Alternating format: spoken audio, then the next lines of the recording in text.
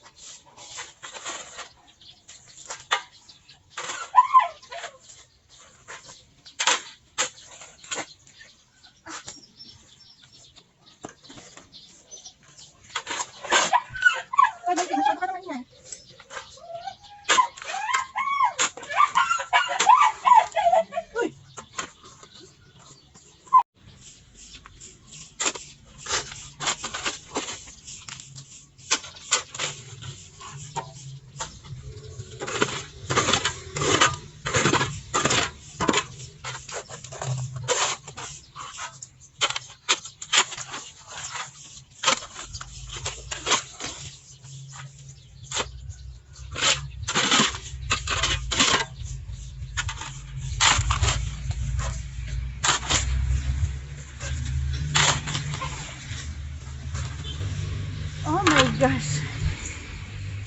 Good morning everyone. Alas 7 ng umaga. At ito yung ginagawa namin. Ang nanay andun nagwawalis. Eto, kinalat-kalat kasi ng aso. Kaya ayusin natin.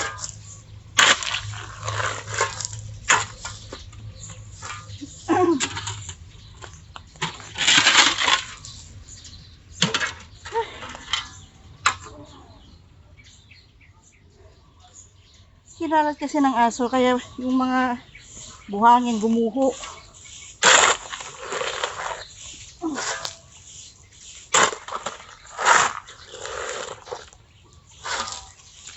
O di.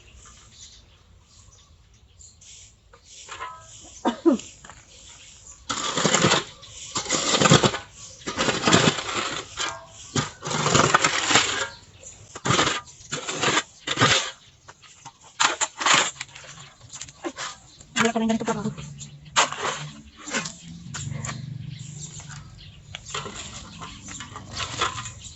Maganda sana kung may sako para maisako.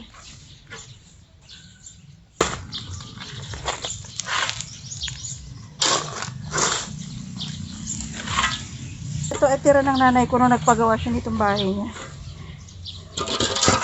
Wala kasing sako. Gusto ko sana isako.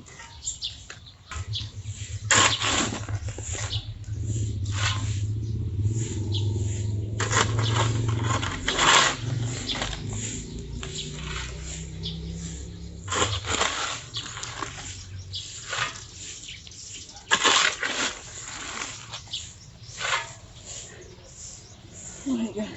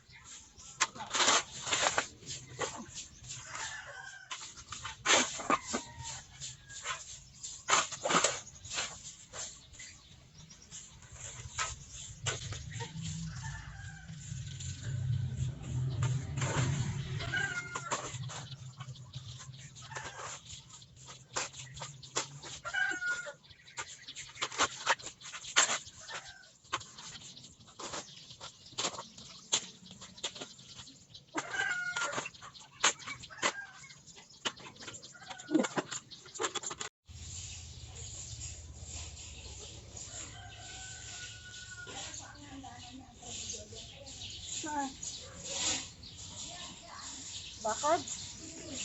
Dingding lang.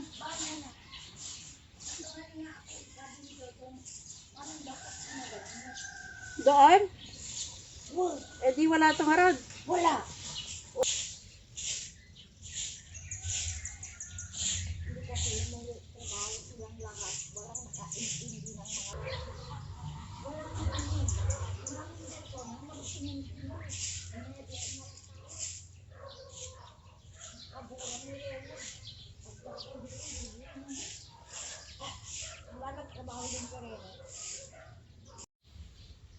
Ayan, tapos na tayo sa ginawa natin kanina. Ay, wala kasi kasama si nanay na magagawa niyan kasi lahat ng mga halos kalalakihan dito ay busy sa bukid. Kaya ang nanay ko walang makasama dito na mag-ayos itong mga buhangin niya. Eh, yung aso namin, kinalkal ng kinalkal kaya gumuho. Eh, nagagalit si nanay. Sabi ko ako nang gagawa. Pero mahirap din pala yung ganyang trabaho. Medyo mabigat. So, tapos na natin. Ang nanay ko doon nagsusunog na doon sa mga winalis niya. At medyo malinis-lanis na yung aming paligid. Kita ko sa inyo kung saan ako nag-picture-picture dati. Ayan na po yung puno na yan. Wala na siyang dahon, kaya lang namunga po siya. Ayan, ang dami na niyang bunga. Siniguelas po palang ano yan, puno. Ayan o, dami o. Ayan o.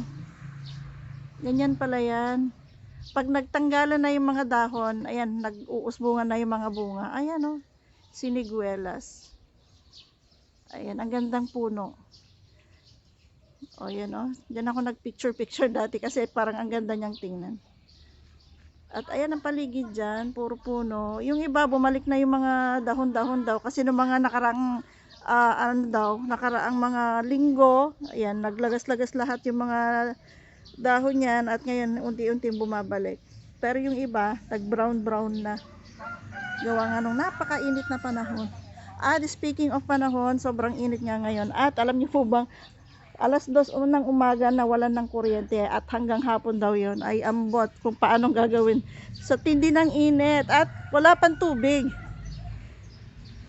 Buti na lang nag-ipon si nanay kahapon. Marami siyang drum na pinaglagyan ng tubig galing sa hose. Hindi na kami nag-igib-igib. Galing sa solar pala, solar.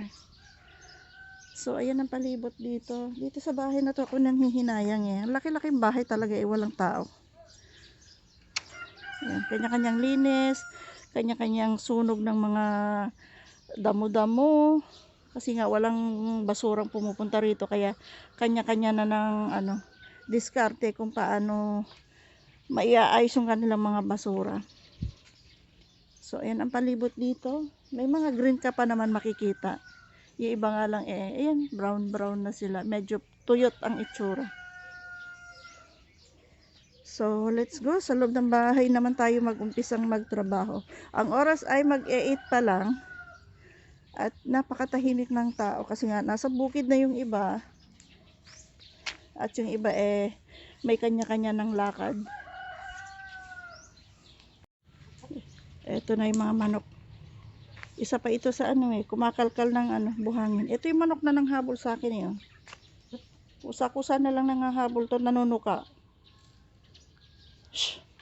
Doon na kayo, doon na.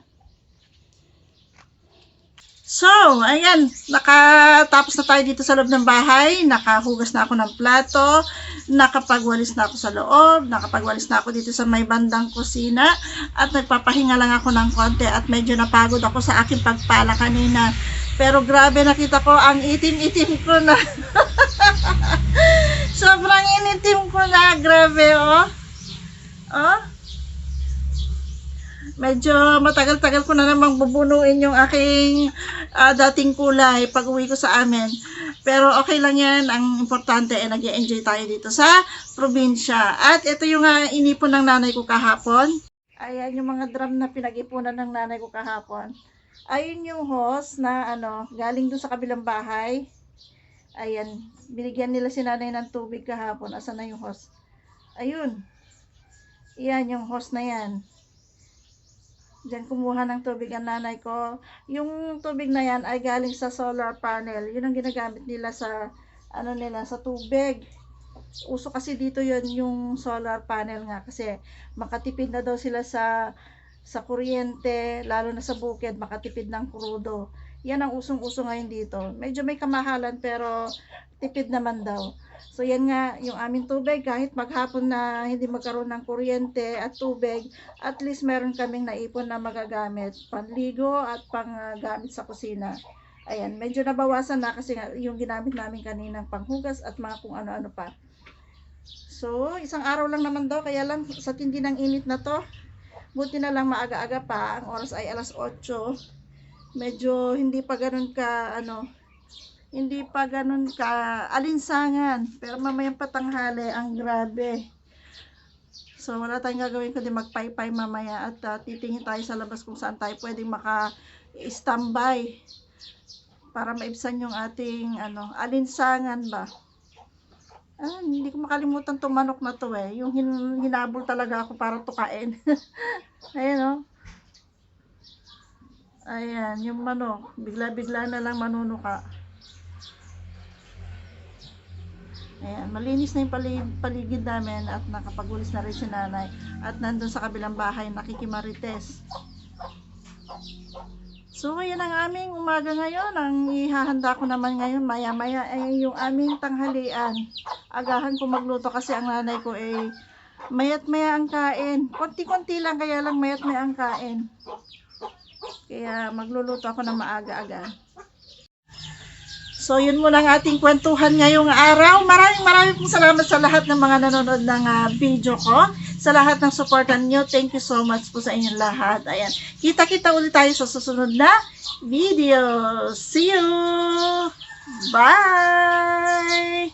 Grabe, initim ni Inday, oh! Pero parang nanaba naman ako dito, oh. Nakikita ko kasi yung linya nung yung bakat nung aking oh. Ayan, yung bakat ng itim ko. Pero okay lang yan. Bye! Ayan, nakita nyo, yung bakat na yan. Ang laki ng initim, oh. Dito lang medyo, konti lang. Pero dito, sa side na to, ayan.